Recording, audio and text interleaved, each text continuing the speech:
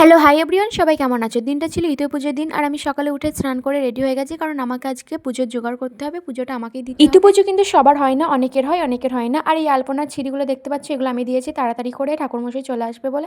সেই জন্য আমি তাড়াতাড়ি করতে হয়েছে, কারণ আমাকে সব জোগাড়গুলো করতে হবে, সেই জন্য তাড়াতাড়ি পুজোর জোগাড়গুলো আমি করে রেখেছি। আর ঘরে ঠাকুরকে আমি পুজো দিয়ে দিয়েছি, এখনো ঠাকুরমশাই আসেনি। ইতুটা কিন্তু ভোরে উঠে পাততে হয়, কিন্তু আমি উঠতে পারিনি, আমি ভোরে উঠতে পারি না, সেই জন্য আমার একটা দিদা ইতুটা পেতে দিয়েছে। এখনকার পুজোর জোগাড়টা আমাকেই করতে হবে, আমাকে পুজোটা দিতে হবে। এদিকে আমার মা সবজি কাটছিল, আর কপিটা মনে হচ্ছে গরুতে খাবে, এত মোটো মোটো করে কাটছে। আমার মা কপি কাটতে পারে না, আমি কাটি। যাই হোক, ঠাকুরমশাই চলে এসেছিল, এদিকে আমাদের ইতু পুজো হয়ে গেল। তারপর আমি প্রসাদ নিয়ে খেয়ে নিয়েছিলাম মুড়ি। তারপর মুড়ি খাওয়ার পর আমি চলে গেছিলাম বড় ঠাকুমাদের বাড়ি, কারণ বড় ঠাকুমা বলেছিল আমাদের বাড়ির আলপনাগুলো দিয়ে দিই, সেই জন্য আমি দেখো আলপনাগুলো দিয়েছি। এই আলপনাগুলো কিন্তু আমি দিয়েছি। আলপনা আমি খুব ভালো পারি না, কাজ চলার মতন আমি পারি। তারপর আমি বাড়ি এসে খেয়ে নিয়েছিলাম ভাত। আর এই কালু আর গলুটার মজা দেখো, সব সময় মারপিট করবে আর নোংরার মধ্যে পড়ে যাবে।